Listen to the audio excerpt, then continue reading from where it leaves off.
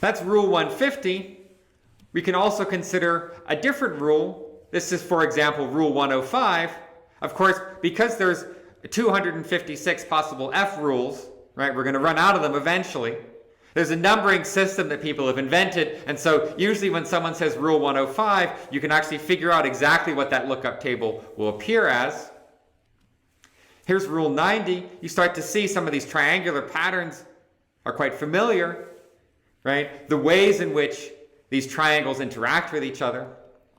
But here's a different one. This is rule 110. You can see it's sort of asymmetrical, right? So even if I begin with the same initial conditions as I do for rule 150, instead of getting a triangle that sort of propagates out evenly in both directions, there's kind of an asymmetry here. So in fact, in rule 110, that triangle propagates only in one direction and keeps a hard boundary on the other. You can also see here, which is kind of fun, it's quite clear now, that rule 110, as the triangle propagates off the left edge, we have it wrap around to the right edge so that a neighbor of a pixel on the far right-hand side includes a pixel just up and to the right, which wraps around to the far left. In fact, rule 110 is kind of a magical rule. It's what we call Turing universal.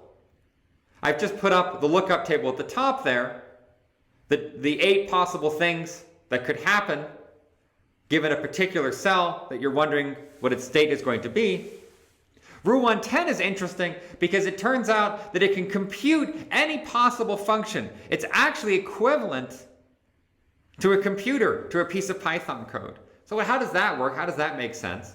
Well, one way to think of it is this. If I imagine, let's say, a piece of Python code that I want to execute, I can, of course, just put it into a laptop and have it run. But if I'm really clever, what I can do is I can take that Python code, turn it into a very long initial condition for rule 110, evolve rule 110 forward, wait for a certain amount of time, and then read out at the bottom the output of that piece of Python code. Of course, the hard part is figuring out how to turn that Python code into a line of ones and zeros that form the input to rule 110. It's not that easy, right? But what Matthew Cook was able to do back in the early 2000s was show that it is, at least in principle, possible to do that. In fact, rule 110, given sufficiently rich initial conditions, can perform an arbitrary computation. It is, in fact, one way to implement a Turing machine, if you know this language from computational theory. So how did Matthew do it? Well, it's kind of a fun way to play, just to get a sense of how you might do it.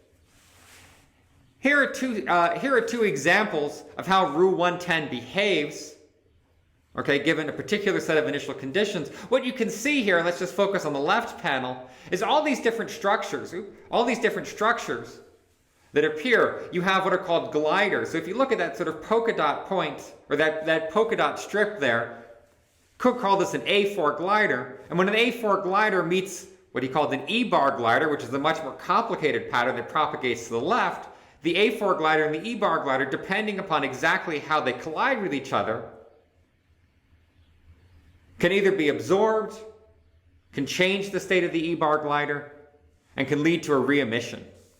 So on the left-hand side, the A4 glider hits the E-bar glider, kind of gets stored there for a while and then gets spat out a little bit later. That A4 glider continues unimpeded. But if it had hit the E-bar glider a little earlier in its evolution, in that case what we would have seen is that the E-bar and the A4 glider would turn into a stationary object, into a C2. And that C2 would stay stationary over time. So what Cook was able to do is show that, in fact, all of these little sort of discrete propagating structures that emerged naturally from rule 110, and there's no magic here in the sense that all of these patterns are produced solely by rule 110, playing out the rule for each point what happened, or for each point is the state of each point is defined by the 3 units just above it. It's just playing out that rule over and over and over again to produce these lines as they come down the page. What Matthew Cook was able to do was show that this was essentially enough to produce what you might now think of as a set of logic gates, or a way a system could write things to a tape, read things back from the tape, do something to the value of that tape depending upon what it had read and what else was happening elsewhere in the system. So Rule 110 turns out to be not just a kind of playful way to make cool patterns, but in fact something sufficient to describe arbitrarily complicated systems. So this has been a little introduction to cellular automata. What I've tried to do is, first of all, of course, tell you how it works, tell you what the rules are of this model, right? And then try to give you a sense that there's a great diversity of behaviors that we can see here. We saw Rule 150 producing these propagating triangles that overlapped with each other. We saw an example of something like Rule 90, where it also produced a kind of triangular-like pattern, but the rules of how those triangles interacted with each other were slightly different, so visually it looked different. And then, of course, something like Rule 110, which is even crazier. Here, if you set things up correctly, not only do you get these propagating objects, these spreading waves, or indeed even these packets moving around, but in fact, the logic of how those things interact with each other is sufficiently complicated that you can perform an arbitrary computation, that you can actually, for example, run a piece of Python code or C code or BASIC.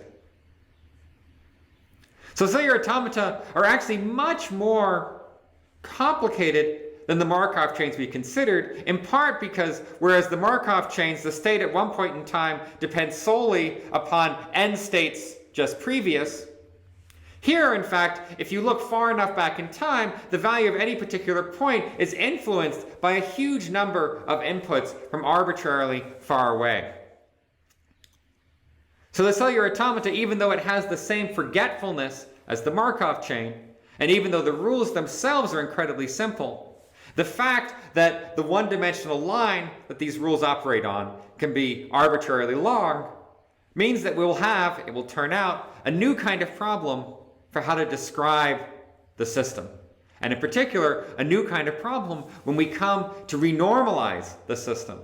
Because what we're going to do now is imagine taking one of these patterns produced by a cellular automata, squinting at it in some way, producing a reduced description of that pattern, and then trying to figure out the kinds of rules that that pattern could be described by.